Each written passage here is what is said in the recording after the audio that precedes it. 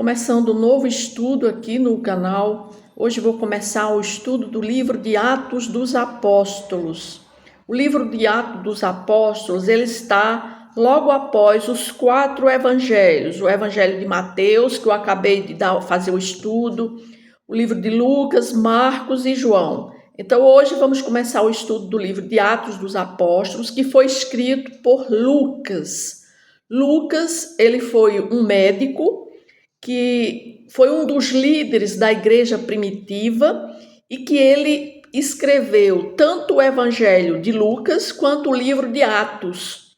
Lucas, ele não foi um discípulo de Jesus, ou seja, ele não esteve presente quando Jesus estava vivo. Por quê? Porque ele morava numa cidade de Antioquia, na Síria. Ele era um gentil e ele foi alcançado após a morte e a ressurreição de Jesus. Ele foi alcançado talvez pela pregação do apóstolo Paulo, né? De Pedro, quando Pedro e Paulo foram eles que fundaram uma igreja em Antioquia. Possivelmente Lucas foi alcançado nesse tempo e ele, como era um médico, um homem estudioso, ele começou a se interessar pelas coisas de Jesus e ele começa a escrever então o livro de Atos e o livro do Evangelho.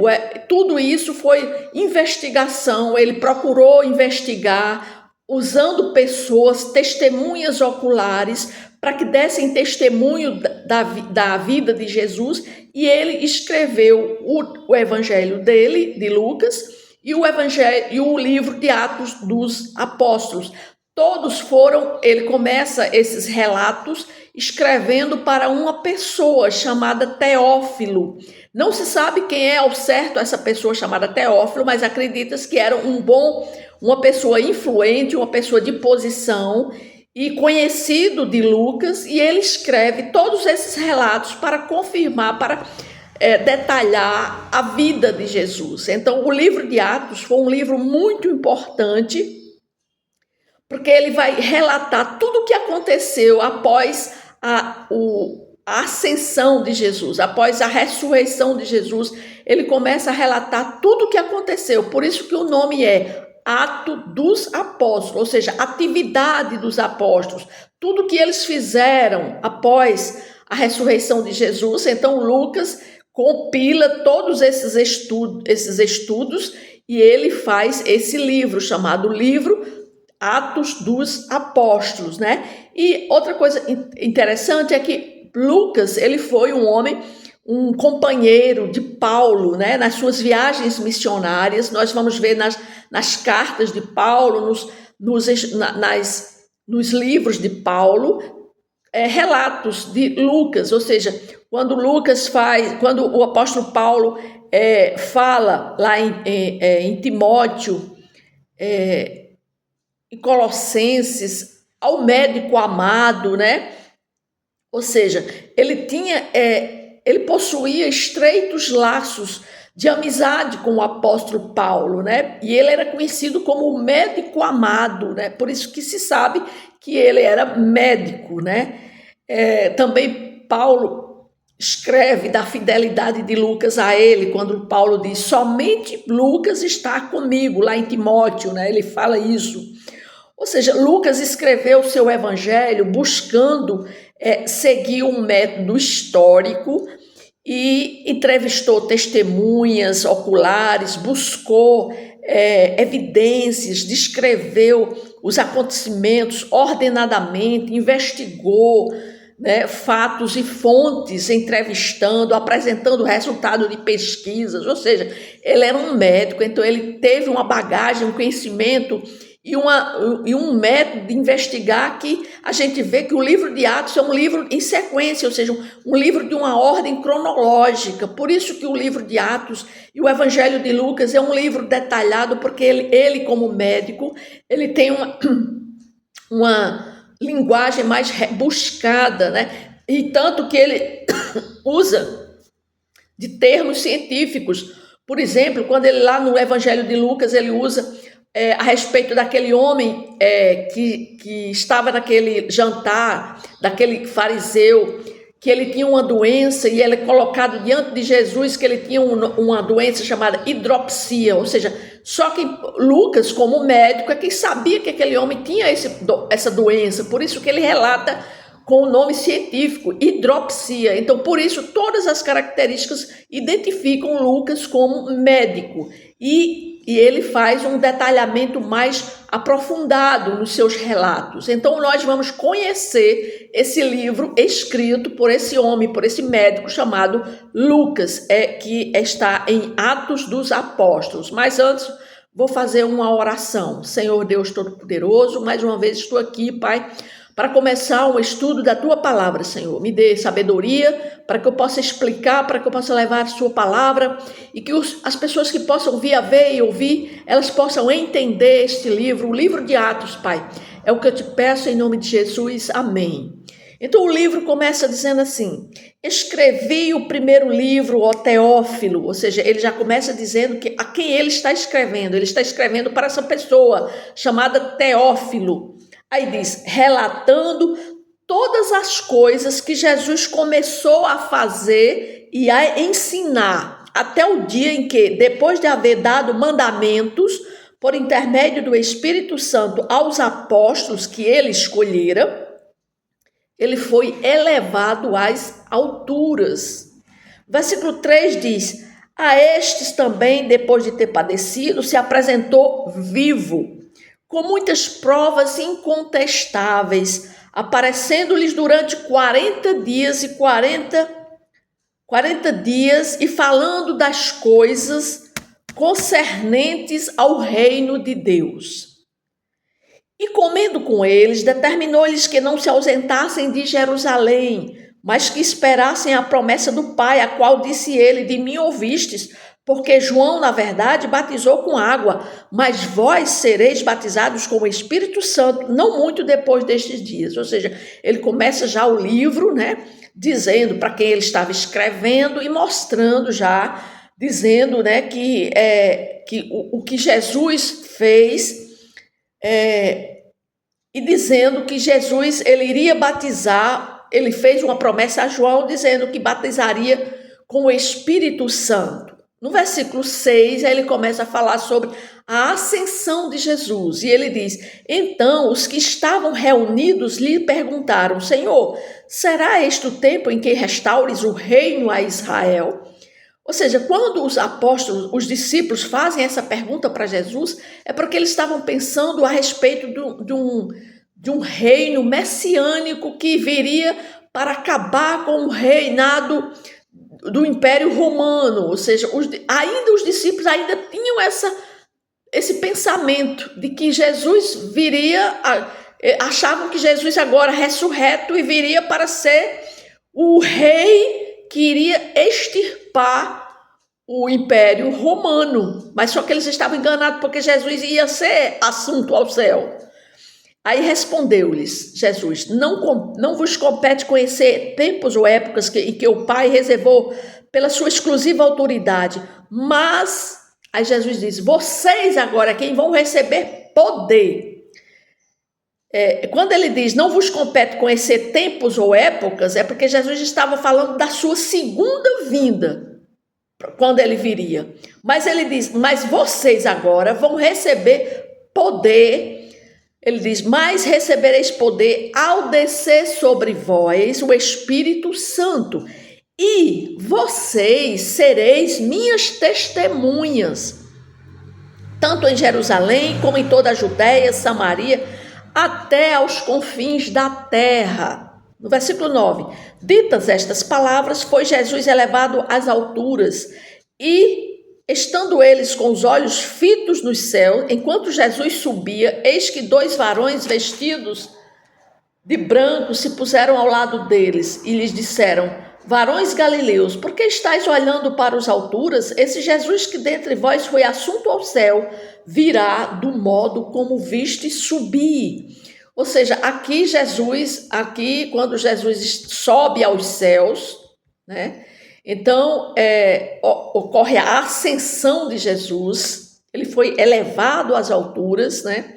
E enquanto os discípulos estavam lá vendo aquilo, Jesus sendo elevado às alturas, vem dois anjos que se põem de branco ao lado deles, dos discípulos, e diz: olha, esse mesmo Jesus que vocês estão vendo aqui sendo elevado aos céus, ele voltará da mesma forma como vocês estão vendo ele subindo. Ou seja, significa dizer que Jesus, quando voltar, vai vir também em nuvens, sobre nuvens, né? Aí no versículo 12 diz: então voltaram para Jerusalém do monte chamado Olival, que dista daquela cidade tanto como uma jornada de um sábado. Quando ali entraram, subiram para o cenáculo, onde se reuniram Pedro, João, Tiago, André, Filipe, Tomé, Bartolomeu, Mateus, Tiago, filho de Alfeu, Simão, Zelote, Judas, filho de Tiago. Todos estes perseveravam unânimes em oração com as mulheres, com Maria, mãe de Jesus, e com os irmãos dele. Então aqui, agora, todos os discípulos, né, voltaram para Jerusalém, eles viram Jesus subir, ser assunto ao céu, viram a mensagem dos dois anjos que chegaram para eles e disseram: da mesma forma que vocês estão vendo ele subir, assim ele virá. Depois eles voltam para Jerusalém e ali eles se reúnem, né? Vão para o cenáculo. O cenáculo era um lugar, um lugar que ficava um centro, né, para se reunirem, para muitas pessoas se reunirem para orarem, para darem festas, mas eles se reuniram no cenáculo para orarem, né? E diz que eles todos perseveravam unânimes em oração. E isso é o que Jesus vê, Jesus quer ver na sua igreja, né? Que todos se reúnam para perseverarem em oração. E eles aqui fizeram isso. No versículo 15 diz assim: naqueles dias levantou-se Pedro no meio dos irmãos. Ora, compunha-se a assembleia de umas 120 pessoas. Estavam ali 120 pessoas.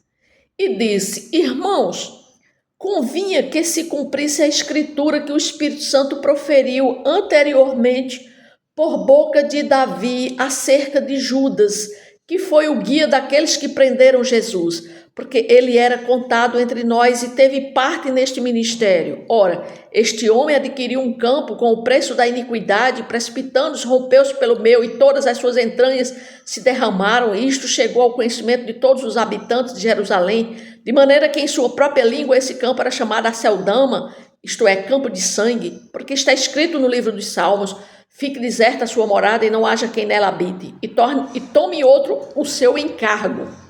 Versículo 21 diz: é necessário, pois, que dos homens que nos acompanharam todo o tempo que o Senhor Jesus andou entre nós, começando no batismo de João até o dia em que dentre nós foi elevado às alturas, um destes se torne testemunha conosco da sua ressurreição. Então propuseram dois: José, chamado Barsabás, cognominado Justo, e Matias.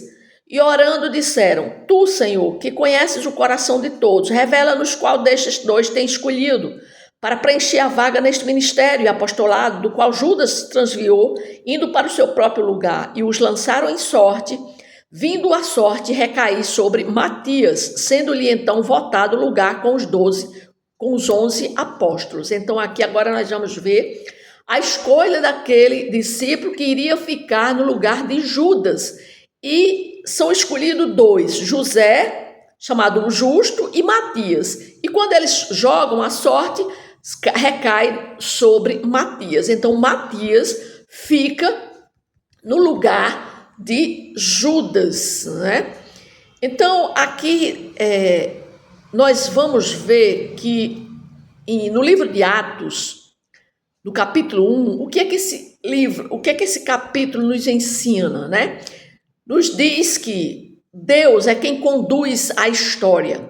Mesmo quando nós não entendemos os detalhes, Deus está no controle, no comando, na condução da história da humanidade.